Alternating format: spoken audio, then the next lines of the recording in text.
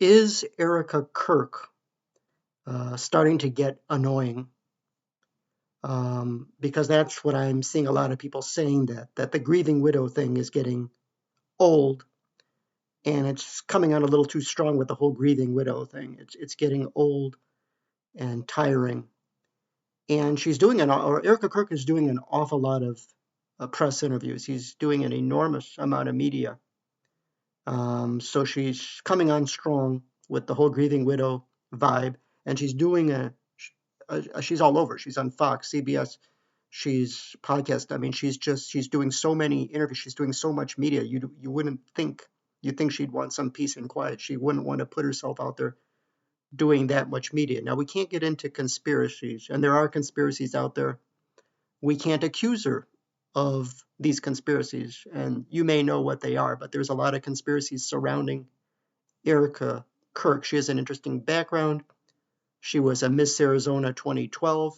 She's accomplished in her own right. So not a dumb blonde, because look at her resume. She's done some things. She's educated. She's done some things. If you look at her resume, more than just a housewife or a mom with 2 kids. So she is accomplished, not a dumb blonde.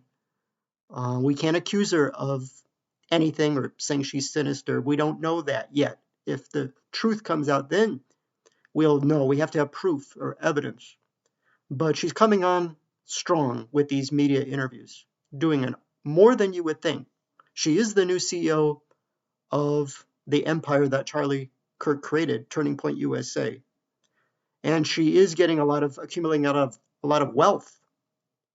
So some might say, well, she's benefiting from this death because, now she's going to accumulate even more wealth. And Charlie Kirk was wealthy. He was a multimillionaire. He lived in a $14 million mansion in Scottsdale, Arizona. And she's still living lavishly, but we can't make accusations. We cannot know if there's anything off. She says some odd things in these interviews, some of her facial expressions, but some of the interviews, it's true. We can say that much. She says some odd things in these interviews, some things that are, some would say, even almost creepy. And so we just don't know it at this point unless more comes out, because the whole thing is a cover-up, which is Candace Owens and others are trying to dig like investigative journalism and find out the real truth behind Charlie Kirk and who was behind it, and the narrative that the mainstream says clearly there's more to it than that. I do believe there's more to this narrative that was given since September.